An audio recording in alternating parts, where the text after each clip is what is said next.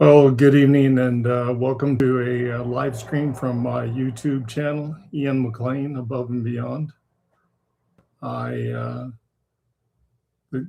topic for this evening is should the Snowbirds pause operations? I'm sure many of you who have joined here this evening understand that that is the plan that's been announced, that the Snowbirds will go on an operational pause until the 2030s. Tonight's an opportunity for a live question and answer period with a former Snowbird team lead and commanding officer, myself.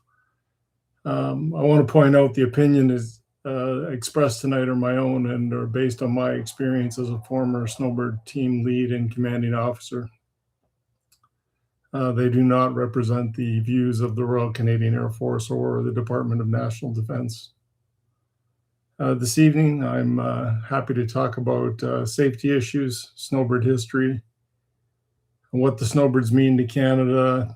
Should operations be paused? What are the risks? What replacement aircraft make the most sense, jet or turboprop?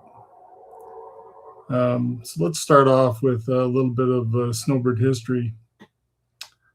I flew Snowbird 7 in 1998 and 1999. That's out of left wing position, and then I was team lead in 2005 and 2006.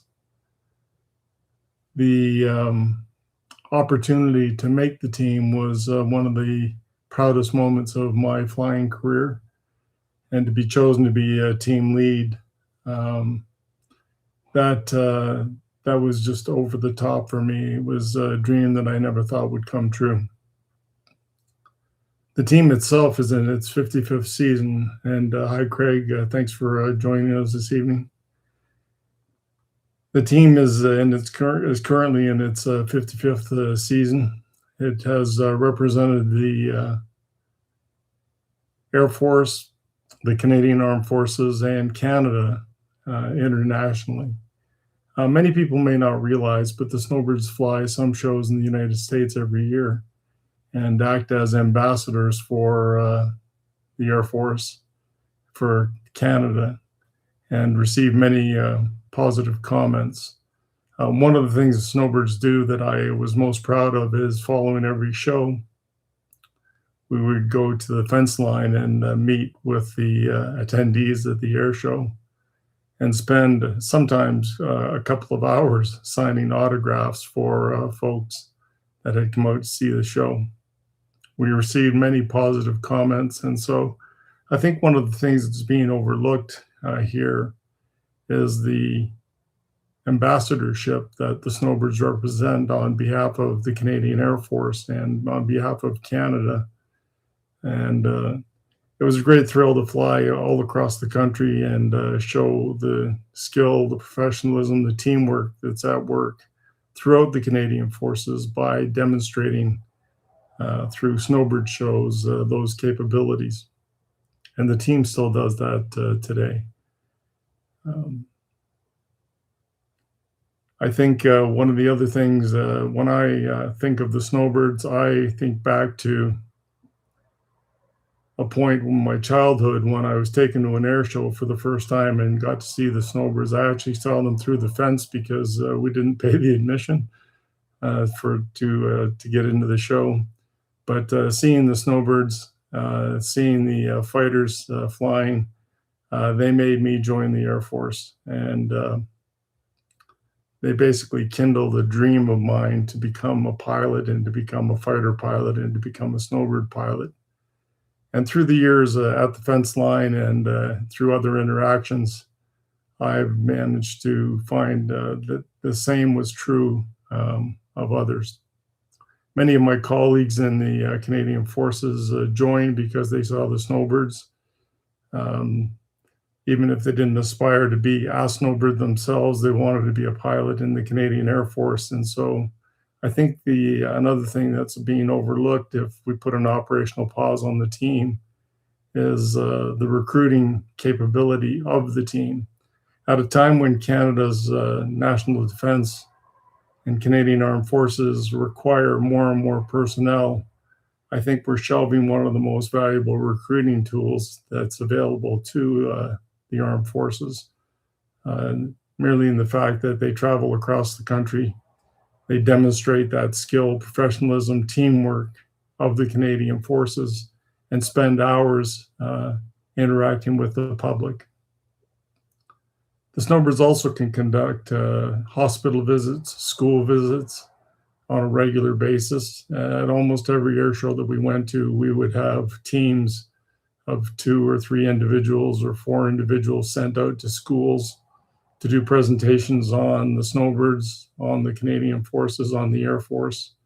And so it's a great recruiting tool that being shelved for the next 5 years, I think is a poor decision. So I've noticed some folks joining. I appreciate you taking the time to join. Feel free to ask any questions you have in the chat, and I'll do my best to answer them. So let's talk about some of the things that you see online. People raise questions about safety issues for the team. And in particular, one of the things I've seen asked about is the ejection seat.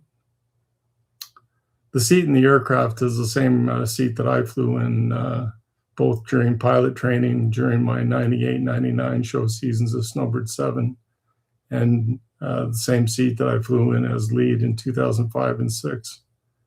It's a 060 seat, meaning you can expect to escape safely in an envelope at 0 altitude and 60 knots. I had my own parameters that I used for when I would pull the handles when I thought would be safe, because there's a certain ejection envelope in which survival is guaranteed, or is you have a better chance of survival. I don't think it matters whether you put a 00 seat in it, which means 0 altitude, 0 knots. So if you're just sitting still on the ramp and you pulled the handles, theoretically you would survive the ejection. But there's many cases when a 00 seat may not save you. So much like a 060 seat, a 00 seat has an ejection envelope. And whether it's survivable or not, if you eject, that is dependent on a number of variables: airspeed, attitude, altitude. So if you're in a high rate of descent at an unusual attitude, a 00 seat may not save you because you could be outside the ejection envelope. And so there's always some inherent risk in the type of aircraft that we fly and the type of equipment that it's equipped with. In this case, the ejection seat. Other safety issues I've heard raised are the age of the aircraft. And to me, the aircraft itself is a metal aircraft. Basically, the aircraft are inspected on a daily basis. They're torn apart and rebuilt on a regular basis. Non-destructive testing is carried out. The engine techs are exceptionally qualified, and external agencies have been employed to guarantee the safety of the aircraft, the engines, the ejection seats. If I had the ability, I was a little younger, I would go flying in a CT-114 Tutor today, and use the same parameters that I used to guide me in my decision as to whether I would eject or not. And again, those parameters are based on attitude, altitude, speed, and the ejection envelope of the seat. So let's talk a little bit about Snowbird history. The team is in its 55th year of operations. I was privileged to lead the 2000th air show that the team ever did. That was in 2005. We flew the 2000th air show for the Snowbirds at the Reno Air Races in Reno, Nevada. And the team now has done well over 2,700 shows for the public, and typically flies somewhere between 40 and 60 shows a year. I'd like to welcome some other folks that have just joined us on the chat. The team, again, as I said, is now in its 55th year of operations. So what do the Snowbirds mean to Canada? I've heard people say they're an icon. And I believe they're a national icon, and they're an icon that needs to be preserved. And you don't preserve your national icons by putting them on the shelf for 5 years. It would be similar to shelving the RCMP musical ride. And I believe Canadian heritage and Canadian identity is boldened by the fact that the Snowbirds exist, and the Snowbirds travel across the country and into the United States representing the Air Force. So I think that's another thing that shouldn't be overlooked, is if you put the Snowbirds on the shelf for 5 years, I think that's problematic. Should the operation be paused? I frankly think that there should be some out-of-the-box thinking employed, rather than take the team offline for that long. There is a certain skill set involved with snowbird flying that has been passed down from generation to generation, and many times, I've said in posts in the past, many times those lessons have been learned in blood. What I mean by that is there have been some accidents in the past, and the team has learned from those incidents and changed techniques. Or there have been close calls and the team has changed techniques. Some examples, 9-plane formation takeoffs and 9-plane formation landings were routine when I joined the team in 1998 and 99. And shortly thereafter, the risk assessments were redone on 9-plane takeoffs and 9-plane landings, and changes were brought in so that the team wouldn't perform those particular maneuvers because they were seen as too risky. There's some snowbird techniques, just basic flying techniques, that need to be passed down from generation to generation. And one of the questions that's just come in online is, can you talk about the big difference between the formation flying taught at the Big Two, which is the training school, and what the snowbirds do? And so I'll just go into a little bit of basic techniques that are different. First of all, the snowbirds fly basically 3 different spacings. There's wingtip spacing. I should say there's more than that. There used to be 8 feet of wing overlap, 4 feet of wing overlap, then normal wingtip spacing, then root formation, and then wider than root formation. So wingtip spacing means exactly what it is. 4 feet of wing overlap means that the aircraft move in on an echelon position where they've got 4 feet of wing overlap. So if one aircraft were to move up in the formation, technically you'd take off 4 feet of the other aircraft's wing. 4 feet overlap is used in formations such as double diamond. Typically, the team flies wingtip formation for most of the show, but if it's bumpy, the wingers have the opportunity to call the formation out to root formation. So at the Big Two, formation flying, when you're in basic flying training, is taught in what the snowbirds would consider a root position, which is basically you set yourself on the tail hinge and you're out on an echelon position from there. So it's a little wider formation. As well, the type of flying you do in formation at the Big Two or during flying training would encompass something up to the neighborhood of 30 degrees bank or 60 degrees bank. A typical training maneuver for the snowbirds consists of an up and down and a wrap. And what that means is basically you take a 2-ship formation to start with. In school spacing during the tryouts, it would be a 3G pull, be an overbank to 120 degrees, be a reversing turn into a wrap, and then that wrap would extend to 4G, approximately 4G. In order to be able to accomplish these kinds of maneuvers, the snowbirds employ different flying techniques than what are taught at the school. At the school, typically you would fly with a neutral trim, meaning there's no pressure on the stick or very little pressure on the stick. And the problem with that for snowbird flying is that any oscillations within the formation. There's oscillations up and down. The Snowbirds employ a technique where they carry about 30 pounds of pressure on the stick using downward nose trim. And what that does is it allows you to ride through the bumps together. And as well, it allows you not to get ahead on the pull when the lead says pulling. So a Snowbird 1, if I was going to do a loop, the basic formation would be in, say, a big diamond formation. If they started off in a root position, it would be Snowbird's big diamond go.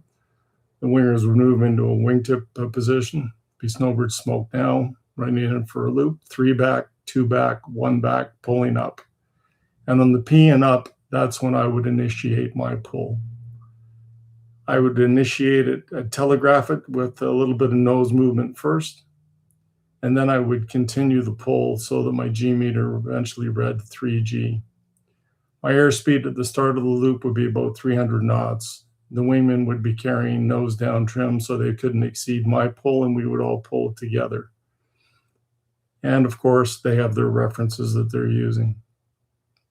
Another difference, obviously, between the school and the Snowbirds is the Snowbirds are flying 9 aircraft close together and conducting low-level aerobatics. And when I say low-level, I'm talking about 300 feet above ground level. So just continuing the loop, basically would be 3G, and as the airspeed bled over the top, the Snowbirds typically, all the pilots would be full nose down trim and would employ what's called freeze and squeeze over the top of a loop because the airspeed would have bled somewhere in the neighborhood of about 105 knots over the top. Lead would also give power back on the way up in the loop. So it'd be 3 back, 2 back, 1 back, pulling up, powering back. And on the power back, the lead would typically give the formation 3% of power back. And that's just to help with the guys that are in the line of stern and the guys that are further back in the formation have enough power to complete the loop. Over the top at 105 knots, there's a squeeze and freeze and squeeze.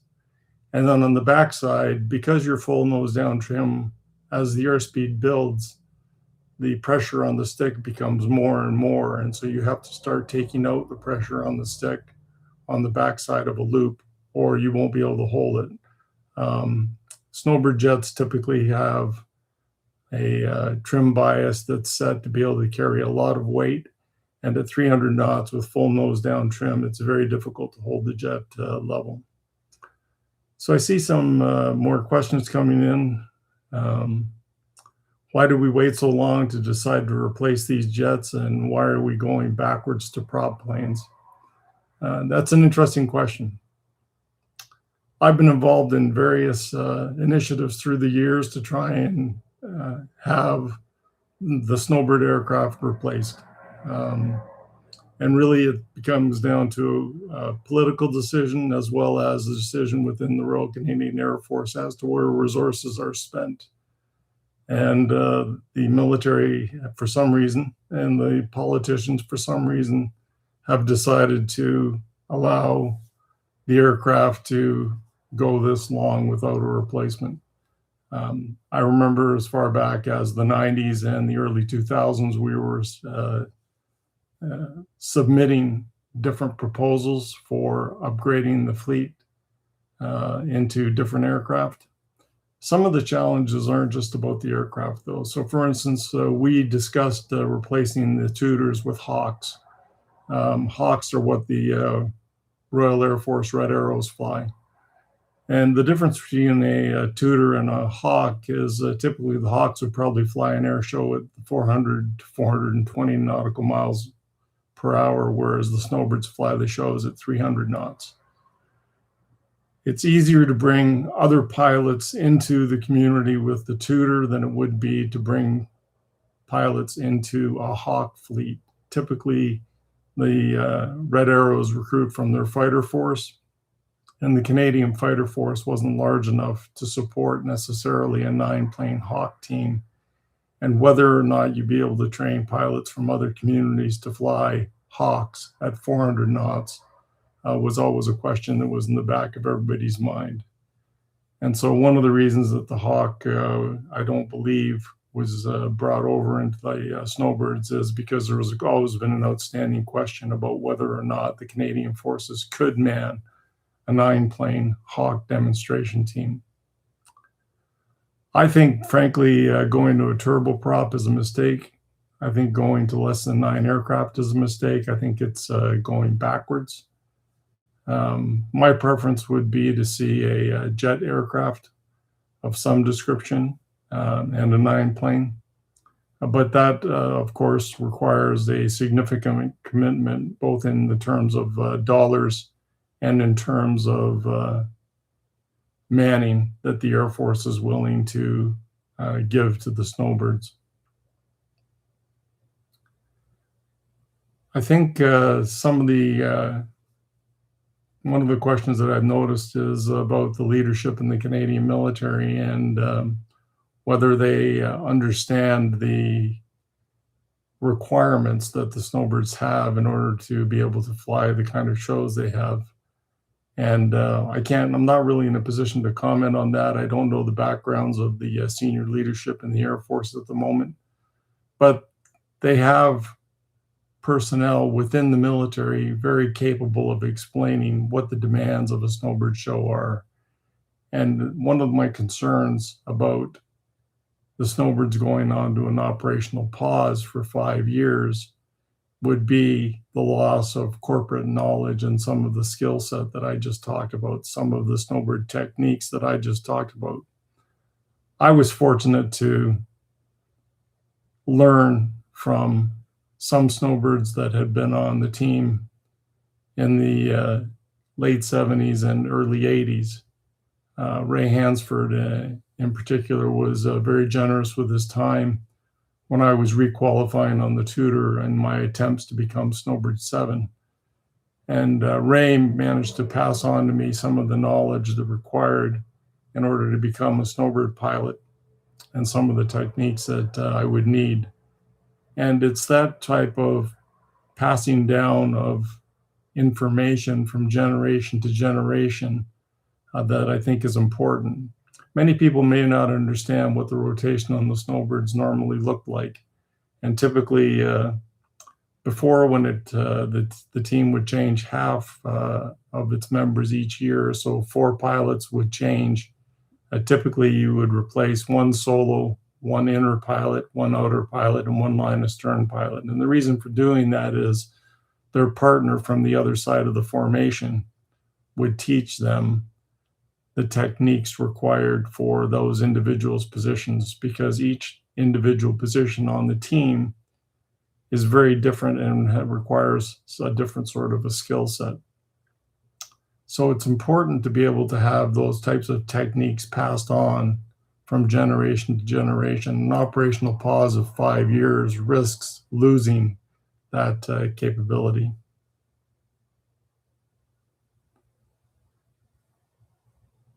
There's some questions about what do I think of the Liberal government and how they've handled this situation. And the question in my mind is, where is the decision being driven from? I'm sure the team has some thoughts on this, the current members of the team, and you'd have to ask them for their opinion maybe at the 55th reunion.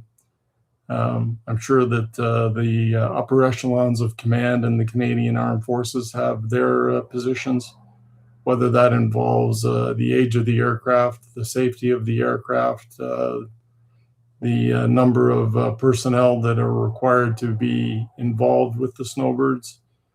If you think about it, it could be somewhere in the neighborhood of 85 to 100 personnel that the Air Force will be able to redeploy to other squadrons and other units. So they may see that as a plus. And when they weigh it against the operational pause for the next 5 years, perhaps that's how they view it. From a Liberal government point of view, I think one of the biggest concerns would be safety. And if the Air Force were to approach them and say there was a concern with safety, I'm sure that no Prime Minister, be it Liberal, Conservative, or otherwise, would want that on their hands. So I think you just have to ask each member of the various associations what their thoughts are. I agree with one of the comments there. Replacement should have started much sooner to watch Snowbirds every year. The individual says they were a big part of the reason that this individual got into the Canadian Air Force and stayed for 25 years, and it's the best recruitment tool we have. I don't disagree with that. I joined the Air Force because I saw the Snowbirds. I wanted to be a Snowbird pilot. I wanted to be a fighter pilot. I wanted to be a pilot in the Canadian Armed Forces, mostly because I saw the Snowbirds at an air show. And I think many of my colleagues that I flew with through the years, they had the same rationale. I've got, you can see my wife, who's a great supporter of the team. We met at an air show, and I got a few other spectators in the background as well.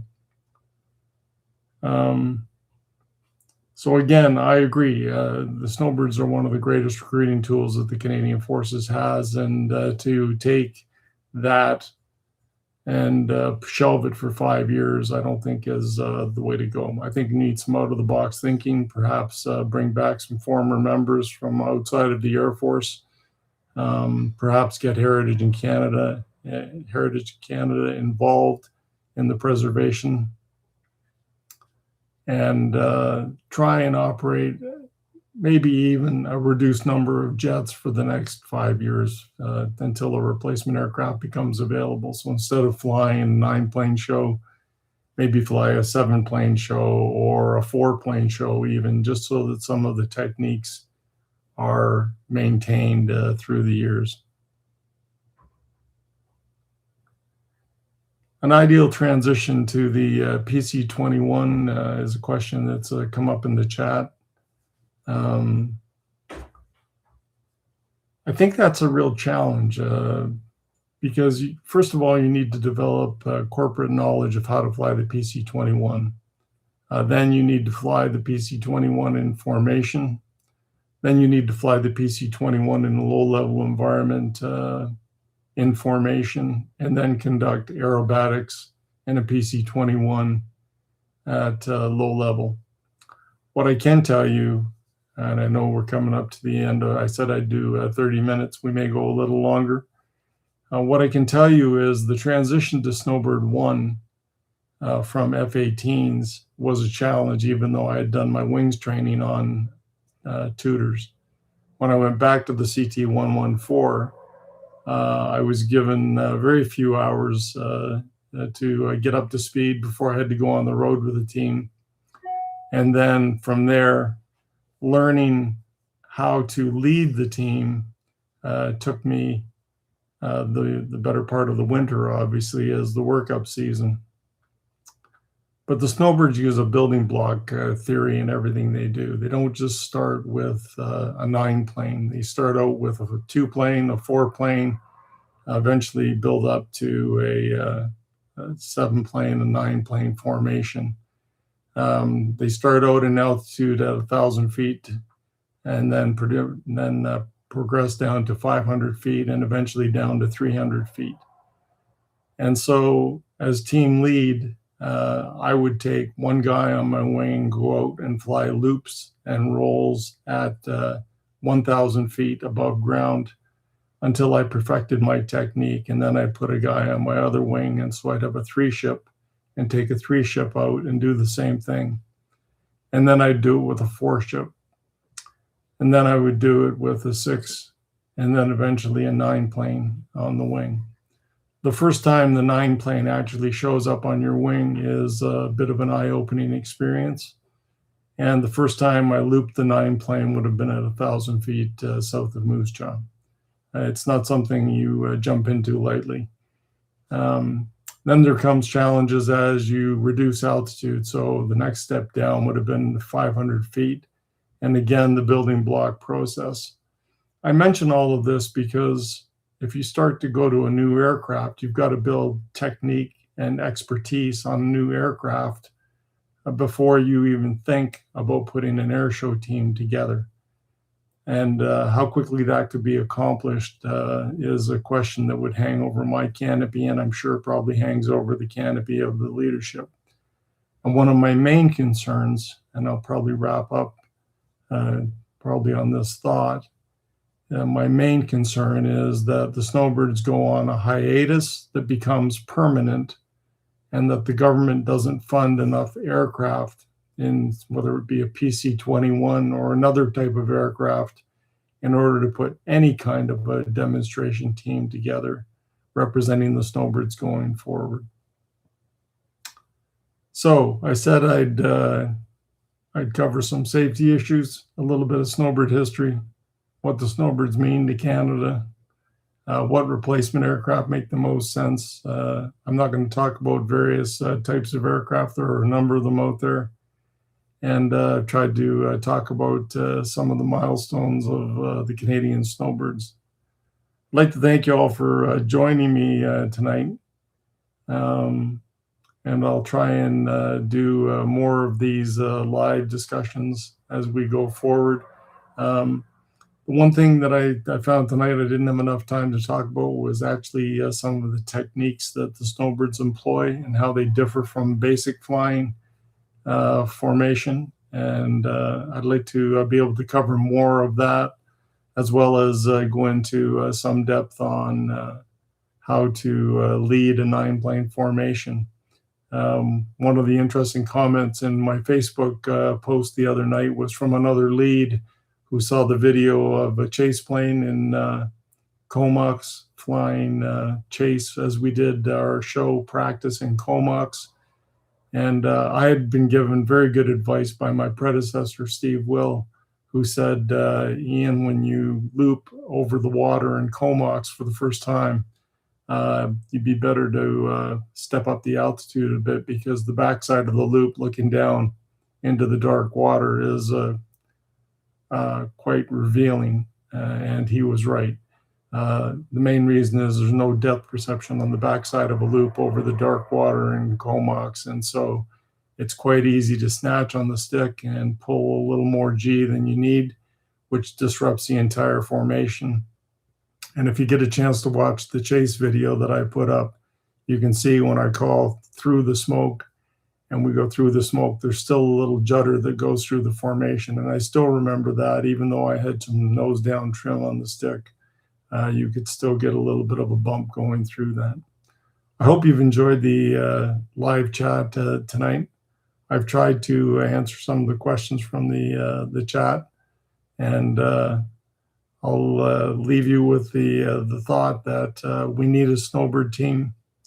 We need a recruitment vehicle for the Canadian forces, and we need representatives that travel abroad into the U.S. and represent Canada well. The Snowbirds are a national icon, like the RCMP musical ride, and I don't think we should be shelving national icons at this point in our history. Thanks very much.